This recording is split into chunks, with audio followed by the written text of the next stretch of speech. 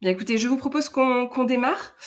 Bonjour à tous et bienvenue sur notre webinaire «Accélérer vos avant-projets du standard au sur-mesure». Avant de commencer, est-ce que vous pouvez me confirmer dans le chat que vous voyez bien la présentation et que vous m'entendez correctement? Bon, OK. Eh bien écoutez, on va pouvoir, démarrer dans ce cas. Merci à tous d'être présents avec nous aujourd'hui. Avant de démarrer, quelques informations pratiques. Donc vos micros sont coupés et nous vous invitons à interagir directement dans le chat et poser vos questions dans l'onglet questions, qui est sur votre droite et on y répondra, à la fin du webinaire. Tu peux changer de slide, Kevin. Donc je me présente, je suis Charlotte Sarthe et je suis ravie d'animer ce webinaire aujourd'hui. Quelques informations, j'ai rejoint la société, Lucas il y a un peu plus de 4 ans en tant que responsable marketing et communication et je te laisse prendre la main Kevin pour te présenter.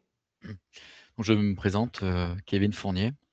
Donc je travaille en tant qu'ingénieur mécanique au sein du bureau d'études de Lucas France et cela depuis 8 ans.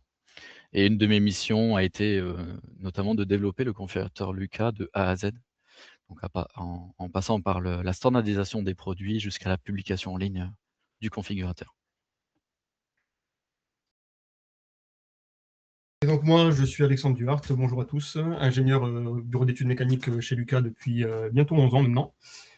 Du coup, j'ai participé au début avec Kevin à la construction du configurateur et surtout maintenant, je l'utilise dans le cadre de mes activités avant-projet et avant-projet commerciaux. Donc c'est une de mes parties et c'est là où j'utilise le plus le configurateur. Très bien, merci Alex. Alors, avant d'entrer dans le vif du sujet, quelques mots pour ceux qui ne nous connaissent pas encore. Lucas, c'est une société, familiale, basée à Banas, dans le sud de Gironde. Elle a été créée en 1965 et nous sommes aujourd'hui à la 3e génération. Donc ce qu'il faut savoir, c'est que l'entreprise s'est d'abord développée dans la fabrication d'équipements périphériques pour l'industrie du carton ondulé, mais on ne s'est pas arrêté là. En 2008, on a élargi notre activité en développant des solutions modulaires basées sur des axes linéaires et des portiques robotisés afin de répondre aux besoins croissants, des intégrateurs en France, comme en Europe et quel que soit, leur secteur d'activité. Plus récemment, on a développé, ce qu'on appelle nous les Smart Tower Systems, qui sont des périphériques, dédiés au secteur de la tôlerie, conçus pour traiter les sorties de tôle, de machines laser Mazak. Voilà. Ensuite, on est à peu près, 80 collaborateurs et nous avons, 20 métiers, en interne. Voici maintenant un petit aperçu de ce que nous allons aborder aujourd'hui. L'objectif, c'est que vous disposiez de tous les prérequis avant de démarrer votre configuration. Si Kevin démarra avec, l'architecture du configurateur et une démonstration en live et Alexandre prendra le relais sur, les limites d'utilisation et le traitement des demandes. Et à la fin de ce webinaire, on fera, une session de questions-réponses. Du coup, je prends la main. Donc avant de vous montrer, de vous faire, une présentation live du configurateur Lucas, je vais vous parler de 2 points importants, notamment vous présenter, la gamme des robots Lucas et aussi des prérequis, nécessaires avant de configurer un produit sur le configurateur Lucas.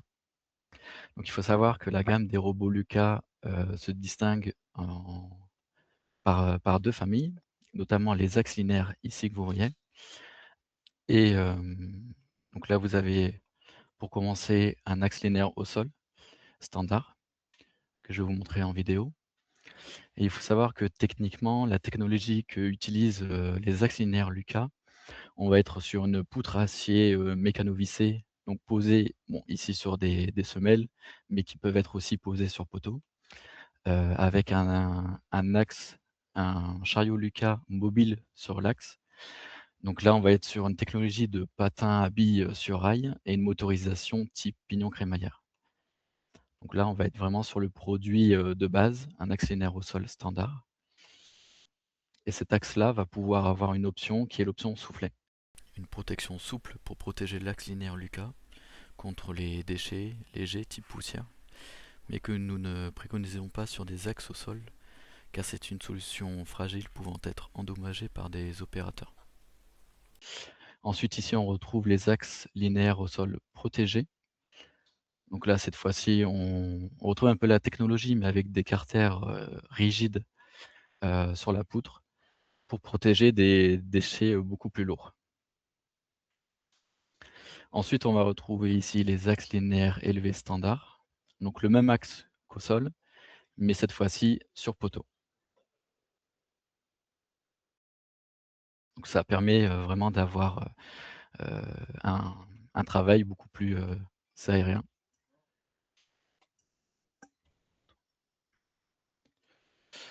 Hop.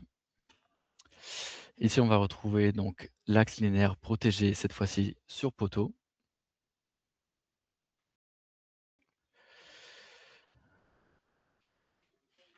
Ici, on va avoir l'axe linéaire sur champ standard.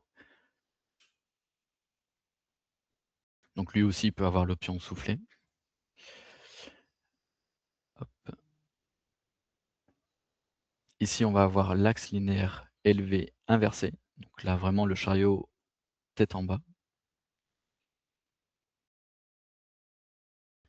Et ensuite, on va passer ici sur les robots cartésiens, donc qui est la deuxième famille de la gamme des robots Lucas. Donc là, on va retrouver les robots cartésiens 2 axes. Lui aussi peut avoir les options soufflées pour une protection légère. Et là, plus particulièrement, on est sur un bras-Z télescopique. Donc typiquement, le robot cartésien est constitué d'un axe linéaire Lucas avec un bras-Z dessus pour constituer le deuxième axe. Et ensuite, on va retrouver le robot cartésien 3 axes. Donc là, on va combiner 2 axes linéaires sur poteau parallèle, reliés par une poutre Y avec un bras Z sur la poutre Y.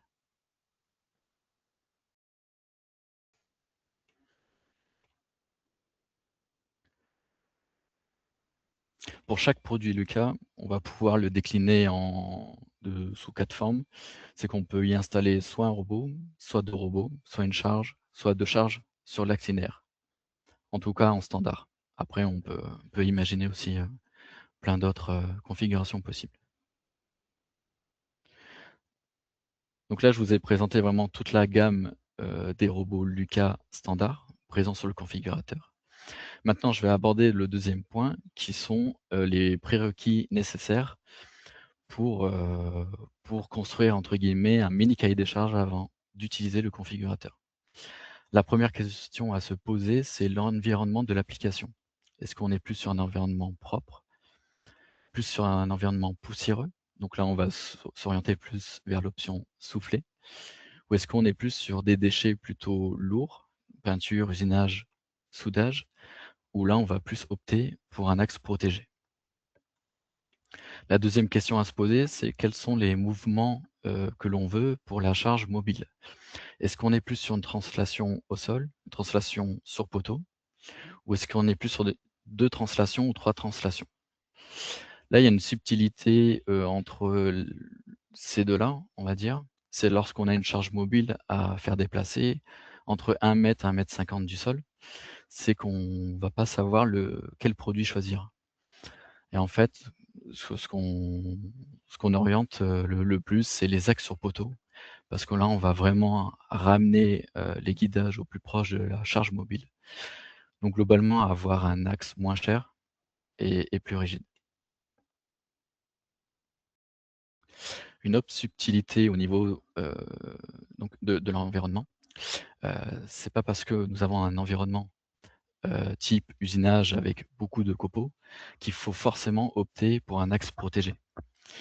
Il faut vraiment étudier l'environnement propre que ce que va avoir l'axe linéaire. Typiquement ici, on va avoir de l'usinage, mais les copeaux vont se déposer au sol, mais pas directement sur l'axe linéaire. Donc là, on va plutôt garder un axe linéaire standard, donc sans protection rigide, qui va clairement offrir un produit moins cher et plus rigide. Il faut vraiment s'orienter vers un axe protégé lorsqu'on n'a vraiment pas le choix et qu'on n'a pas de solution pour protéger l'axe. Un autre exemple, typiquement, on a déjà proposé un axe linéaire standard pour des applications de soudure où certains éléments peuvent aller sur l'axe, mais en y ajoutant uniquement une paroi de protection au niveau du chariot pour protéger la mécanique. Donc là, à partir de ces deux questions, nous avons déjà les informations sur la slide, sur la partie 1 et 2. En plus de ça, nous avons besoin quelques informations supplémentaires pour configurer un produit, notamment tout ce qui va être cycle de production, donc les valeurs des courses, vitesse, accélération, ainsi que les caractéristiques de la charge mobile, que ça soit une charge statique dynamique ou un robot. Ces informations-là vont clairement aider au configurateur à dimensionner les composants. Parce que je vous en ai pas encore parlé, mais tous les produits Lucas se déclinent en 9 catégories qui vont de 1 à 9. La catégorie 1 va vraiment être faite pour les petites charges. On sera sur une poutre de largeur 200 avec un tout petit chariot. Jusqu'à la catégorie 9, on sera sur une poutre de largeur 800 avec des beaucoup plus gros patins et fait pour de plus grosses charges. Donc vraiment, le configurateur, lui, va calculer tout ça à partir de ces données-là pour vous proposer la meilleure taille d'axe possible correspondant à votre besoin. Donc maintenant, je vais pouvoir vous présenter le configurateur Lucas et vous faire une petite démonstration. Mais avant toute chose, lorsque vous rentrez sur le configurateur Lucas, vous allez donc choisir le produit, ensuite choisir le type de charge mobile, et ensuite vous allez arriver sur la page de configuration. Vous allez avoir à gauche les noms des paramètres, au centre les valeurs des paramètres, et à droite la visualisation 3D.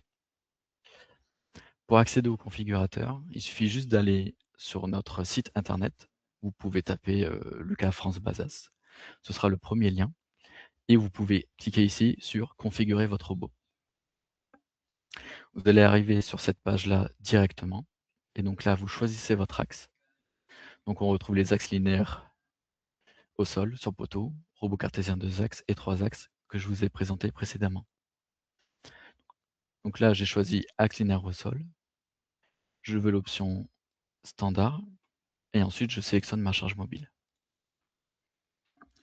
Donc voici la page de configuration.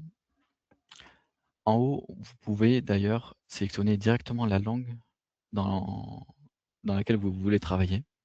Cela permet donc de traduire tous les paramètres ici, mais aussi de télécharger tous les fichiers dans la langue choisie. Les premiers paramètres à choisir ici, typiquement, c'est la marque du robot. Donc moi, j'ai répertorié toutes les marques de robots dont j'ai connaissance ici. Vous pouvez choisir par exemple Fanuc. Et vous pouvez choisir votre modèle de robot.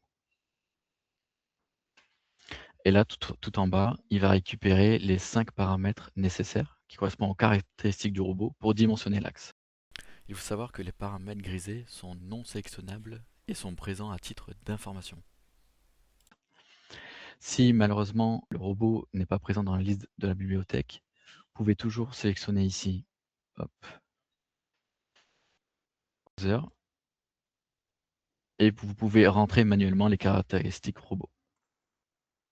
Il ne faut pas hésiter ici à cliquer sur les points d'information. C'est là où vous allez avoir des informations supplémentaires correspondant aux paramètres ici.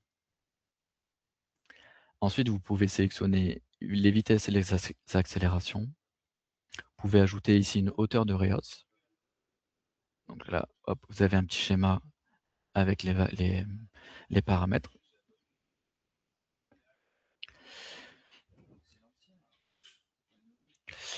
Hop. Donc là, c'est un choix volontaire pour augmenter la taille de l'axe. À partir de là, vous pouvez générer donc à tout moment le visuel correspondant. Et ici, il y a une chose très importante, c'est l'information de la configuration. Si la configuration est possible, donc là vous êtes, c'est parfait, nous pouvons vous proposer un produit standard adapté à votre besoin en fonction des paramètres choisis ultérieurement. pouvez ici choisir l'option soufflet dont je vous ai parlé précédemment. Donc là, avec la petite image représentant ce que c'est. Donc c'est vraiment une protection souple. Ensuite, vous pouvez choisir la position de la chaîne porte-câble ainsi que son orientation. Il faut savoir qu'en dessous de la catégorie 6, vous pouvez mettre uniquement la chaîne porte-câble côté crémaillère, sur le côté de la poutre. Et à partir de la catégorie 6, vous pouvez choisir un deuxième choix, qui est de positionner la chaîne porte-câble sur la poutre. Et là ici, vous pouvez choisir si vous voulez une précision et répétabilité standard ou accrue. Il faut savoir que ici, les valeurs annoncées correspondent uniquement à la précision des composants, sans prendre en compte bien sûr de la déformation globale de l'axe linéaire. En choisissant précision supérieure, on va uniquement proposer une qualité de crémaillère supérieure, un réducteur à jeu réduit et un réglage de la poutre 2 fois supérieur. Si vous voulez des précisions supplémentaires avec jeu nul par exemple, Alexandre va vous en parler plus dans sa partie pour des demandes un peu plus spéciales. Ici, c'est un des éléments assez importants. Donc là, c'est le domaine d'application, donc l'environnement. C'est des informations qui est nécessaire pour que nous, derrière, on vérifie si l'axe sélectionné correspond bien à votre environnement. Ensuite, là, vous pouvez sélectionner les peintures de l'axe. Donc, indépendamment, vous pouvez choisir la couleur du chariot, ici en rouge. Et ensuite, une deuxième couleur, c'est toutes les parties en grise. Vous pouvez sélectionner n'importe quelle couleur. Donc par contre, ça fera appel à une plus-value pour chaque peinture spéciale sélectionnée. Ensuite, là, on va avoir la partie garantie. Donc on garantit toujours nos axes pour 10 000 km. Si vous voulez faire des tests chez nous, si vous n'avez pas le local nécessaire, on peut vous proposer donc un espace dédié. Et ensuite, si vous voulez, on va chiffrer par défaut donc le transport de l'axe. Donc il faut sélectionner le pays ainsi que la distance. Et là, tout simplement, on va vous chiffrer donc le transport. Donc pour un transport, l'axe sélectionné. Donc il y a des formules derrière pour calculer le nombre de camions standards nécessaires pour transporter l'axe. Une fois que vous avez donc sélectionné tous les paramètres, vous pouvez ensuite générer un 3D. Il faut savoir qu'ici, vous pouvez sélectionner n'importe quel format de 3D, n'importe quel format de 2D, de fichiers, différents fichiers. Vous pouvez générer une fiche technique PDF, que je vais vous montrer juste après, et vous pouvez faire une demande d'offre. Ce qui est très important, c'est de faire une demande d'offre, parce que si vous voulez, si vous générez juste une fiche technique ou juste le 3D, nous, on va recevoir aucun mail. C'est la demande d'offre qui fait foi. On va recevoir votre mail. On va donc récupérer la nomenclature de l'axe configuré, l'intégrer dans notre ERP et vous faire un chiffrage automatique sous 48 heures. Et donc, je vais vous montrer ici le PDF qui est généré. On retrouve ici une page de présentation, un récapitulatif des paramètres d'entrée sélectionnés, un plan 2D avec les cotations, des informations générales ici, donc qui parlent un peu des limites de l'axe linéaire, de la chaîne, etc. Un récapitulatif des masses des sous-ensembles, ici, et ensuite de la nomenclature. Donc là, je vous ai présenté globalement l'utilisation du configurateur Lucas, mais j'ai oublié un petit point, c'est de vous parler aussi du RC3. Donc là, vous pouvez revenir à l'accueil. Tout ce qui est robot cartésien, donc forcément, là, c'est un axe plus complexe. En fait, on va retrouver des paramètres supplémentaires, notamment le type de cycle. Sélectionner un cycle en U ou en V. Donc là, c'est très important en fonction de vos besoins, parce que derrière, le configurateur Lucas va prendre en compte ça pour dimensionner chacun des axes derrière. Et forcément, on va sectionner course, vitesse et accélération pour les 3 axes indépendamment. Mais globalement, après, on retrouve les mêmes paramètres. Donc là, je laisse Alexandre, lui, parler de sa partie. Donc là, sur plus les demandes spéciales. Kevin nous a présenté toute la gamme standard de Lucas, tous les produits disponibles en ligne de façon automatique. Et donc, il y a des produits que Lucas sait faire, sait proposer, sait fabriquer et donc produire, qui ne sont pas encore disponibles en ligne, qui le seront dans le futur, lorsqu'on fera des améliorations du coup, et des ajouts de produits sur le configurateur. Mais ce sont des produits que l'on a déjà fournis à des clients pour divers projets. Donc on a par exemple les robots cartésiens 2 axes, où on voit que cela ressemble à un robot cartésien 3 axes, mais sans bras Z par exemple, avec des orientations différentes pour le robot, en position classique, en position inversée, ou en position donc du coup inversée sur un bras Z, mais qui est sur une poutre Y en cantilever. Donc on peut le voir voilà, sur cette vidéo où l'on a le mouvement donc, du coup, de la poutre Y d'avant en arrière. Et on a aussi du coup un système d'élévateur que l'on peut soit mettre sur un axe au sol, soit fixer directement au sol. Donc aussi sur les produits Lucas, on peut retrouver les axes gros porteurs. Donc la catégorie 12. Donc on a vu avec Kevin que les catégories standards étaient de 1 à 9.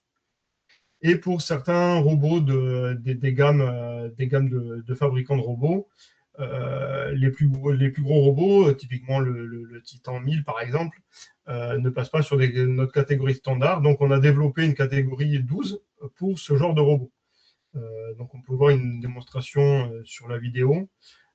Donc c'est assez impressionnant et la taille est assez impressionnante, mais on a développé une gamme qui supporte ces robots-là.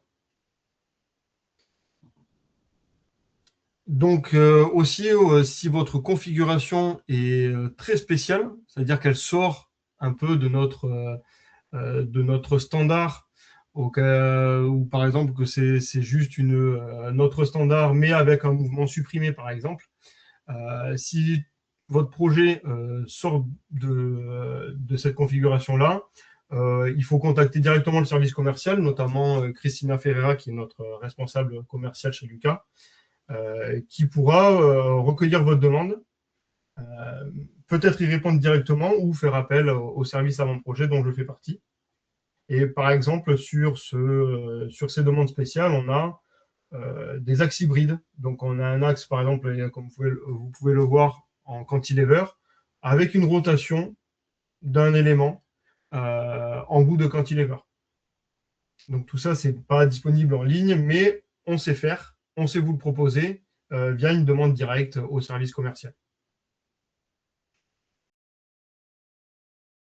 Donc il arrivera aussi peut-être que lors de votre configuration, vous vous retrouviez avec un message sur l'information de configuration dont vous parlez, Kevin, qui dit que la configuration n'est pas possible. Les caractéristiques de votre configuration sont trop importantes. Cela vous donnera des indications sur pourquoi votre configuration ne passe pas en ligne. Par exemple, là, les 2 messages que vous retrouverez sont les guidages linéaires sont limitants, auquel cas, en fait, on garantit une limite de 10 000 km pour nos axes, suivant la catégorie de robots, suivant les vitesses et accélérations que vous pouvez rentrer, les 10 000 km ne peuvent pas être atteints, d'où votre configuration non standard. En adaptant vos caractéristiques de configuration, par exemple la vitesse, l'accélération, vous pouvez tomber sur une catégorie standard. Donc on vous encourage à rester et à essayer de modifier au mieux de vos besoins ces caractéristiques pour avoir une configuration standard. Et dans tous les cas, si cela n'est pas possible par rapport à votre besoin et que que les caractéristiques sont celles que vous souhaitez et qu'elles ne peuvent pas être changées, il faut quand même aller jusqu'à la demande d'offre Et vous pouvez mettre un commentaire qui explique, par exemple, pourquoi vous ne pouvez pas changer certaines caractéristiques ou un peu plus votre besoin, des détails de votre besoin, pour que lors de l'analyse de votre configuration, on puisse vous répondre au mieux et peut-être vous proposer un produit plus adapté à votre demande et qui rentre dans des produits que l'on sait faire. Il y a aussi des options spéciales qui ne sont pas encore disponibles sur le configurateur, mais que l'on sait faire également. Par exemple, un robot cartésien 3 axes, comme vous l'a présenté Kevin, mais avec au lieu d'avoir un robot qui est attaché à l'extrémité du bras Z, vous pouvez avoir le besoin d'avoir une rotation en bout de bras. Par exemple, pour mettre un préhenseur qui va aller prendre des pièces d'un centre d'usinage à poser sur une palette, par exemple. Vous pouvez avoir des besoins de protection particulière contre la corrosion dans un environnement, par exemple, très humide avec des projections sur l'axe. On a l'axe protégé que vous a présenté Kevin, mais il faut rajouter une protection contre la corrosion qu'il pourrait y avoir. Donc là, on va savoir le faire aussi. Si vous avez des besoins d'axes très précis, par exemple pour de l'usinage ou de la soudure particulière, on peut mettre des règles de mesure sur nos axes, auquel cas c'est des usinages un peu additionnels que l'on doit faire sur nos poutres, par exemple, et donc du coup il faut en tenir compte pour votre besoin. Vous pouvez avoir besoin de réducteurs avec annulation de jeu, passer des câbles dans le bras Z aussi, avoir besoin d'une préconisation de la motorisation au stade d'un avant-projet. Dans tous les cas, nous, on ne fournit pas les moteurs, ni l'armoire de pilotage, etc., mais on fournit le réducteur et on dimensionne notre réducteur avec un moteur de la marque et de la gamme que vous souhaitez utiliser. Donc, on vous préconise une motorisation. Au stade d'un avant-projet, on n'en a pas forcément besoin, mais si vous en avez besoin dès votre demande d'offre, on peut vous le faire et ce sera à préciser dans votre commentaire lors de votre demande d'offre. Donc, comment cela se passe quand vous avez cliqué sur demande d'offre? Donc, votre configuration est analysée par le service commercial. Donc, comme l'a suggéré Kevin, si votre configuration est totalement standard, le service commercial analyse quand même votre configuration pour s'assurer qu'elle correspond à votre besoin suivant les paramètres que vous avez renseignés et ou le commentaire que vous avez ajouté à votre offre, à votre demande d'offre. Et du coup, l'envoi de l'offre sera fait sous 48 heures par le service commercial. Il peut arriver qu'une configuration standard peut devenir du coup non standard parce que en fonction des paramètres que vous avez rentrés dans votre configuration et ou de vos commentaires, on estime, soit par expérience, soit parce qu'on sait que dans notre gamme, on a un produit qui peut mieux convenir à votre besoin, où là, on va être peut-être dans un produit non standard et on rentrera en contact avec vous pour en discuter et vous proposer ce produit-là. Votre configuration, du coup, on peut la visualiser en entier. On ne peut pas la modifier. Donc il est très important de votre part que vous renseigniez les bons paramètres et tous les paramètres, puisqu'ils sont tous nécessaires. Alors certains plus que d'autres, mais ils sont tous nécessaires tout de même pour notre analyse et pour vous proposer soit le produit standard que vous avez choisi ou un produit un peu plus spécial, plus adapté à votre besoin. Donc, si on rentre dans ce cadre-là, il y aura éventuellement le service avant-projet qui sera sollicité, donc dont je fais partie, où là, on va vérifier votre configuration, tous les commentaires que vous avez pu renseigner, les discussions que vous aurez pu avoir avec le service commercial. Et en fonction de ça, on va réfléchir et concevoir un produit spécial pour votre application. Lorsqu'on a terminé de concevoir ce produit-là, on vous soumet un 3D pour validation, donc avant de faire l'offre, pour que l'on puisse optimiser le temps de conception de notre part et que vous receviez une offre complète à la fin avec le 3D validé par vous et l'offre qui correspond à ce 3D validé. Donc, on optimise le processus d'un mon projet, tant de votre côté que du nôtre. Et donc, pour cela, il y a une collaboration donc, entre le service commercial et le service avant-projet pour l'établissement de l'offre de prix, puisque le service avant-projet, c'est ce qu'il a paramétré, ce qu'il a conçu, et donc va aider le service commercial à chiffrer les produits spéciaux, les équipements peut-être spéciaux du produit du cas. Donc, il y a peut-être des études supplémentaires dues à la spécificité du produit qui seront chiffrées du coup dans l'offre aussi également. Et il peut y avoir du coup aussi un délai de réponse un peu plus long que la réponse sous 48 heures pour une configuration standard, et qui dépend aussi de la charge du service AVP.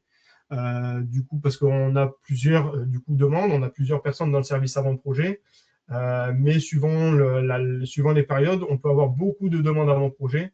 Et donc là, on vous orientera sur un délai de réponse. On pourra vous dire, on vous répond sous 2 semaines, sous 1 semaine, etc., suivant la charge du service AVP et commercial.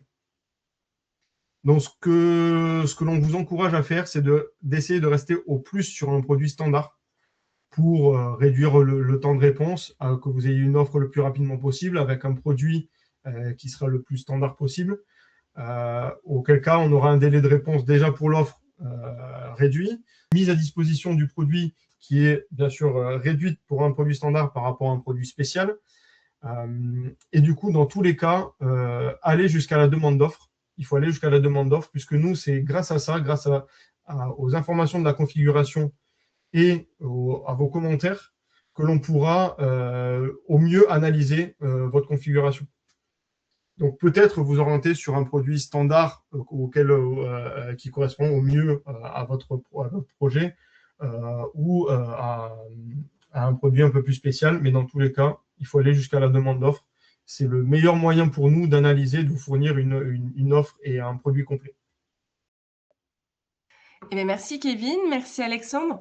Écoutez, je vous propose qu'on passe aux questions et aux réponses. Je pense qu'on va revenir un petit peu sur le configurateur. Hésitez pas à poser vos questions. Alors, j'ai une première question. S'il n'y a pas de 6 axes en charge mobile, la structure est-elle calculée sans prendre en compte la dynamique 6 axes, entre parenthèses, structure plus légère que ce que l'on peut voir sur vos slides? Donc ça, je pense que c'est pour toi, Kevin. Oui. Donc là, typiquement, la question, c'est est-ce qu'on peut...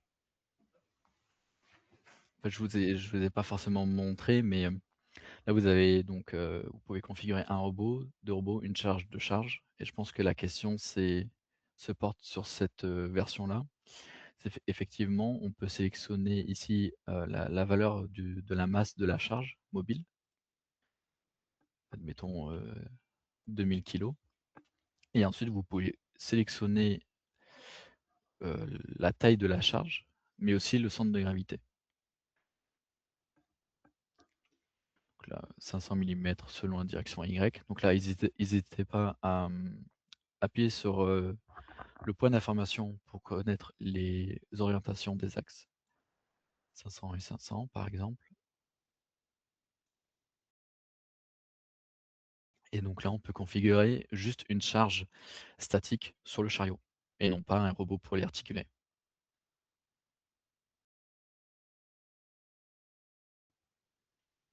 Je sais pas si c'était vraiment ça la question.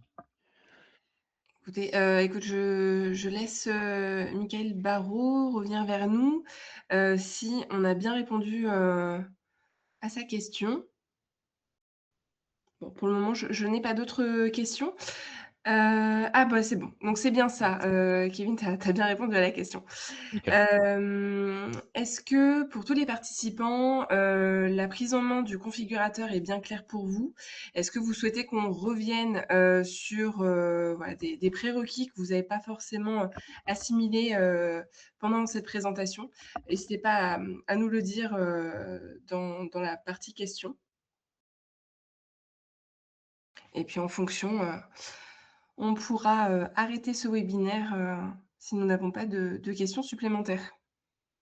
Bon, eh bien, écoutez, ça a l'air d'être clair pour tout le monde. J'espère que vous avez pu avoir, voilà, une une vision plus globale de la prise en main de notre configurateur.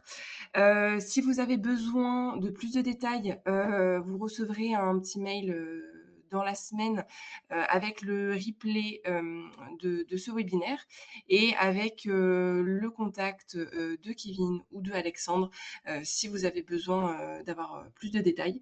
Je vous mettrai également le contact de Christina Ferreira qui s'occupe de la partie commerciale chez Lucas. Comme ça, vous pourrez faire vos demandes directement avec elle.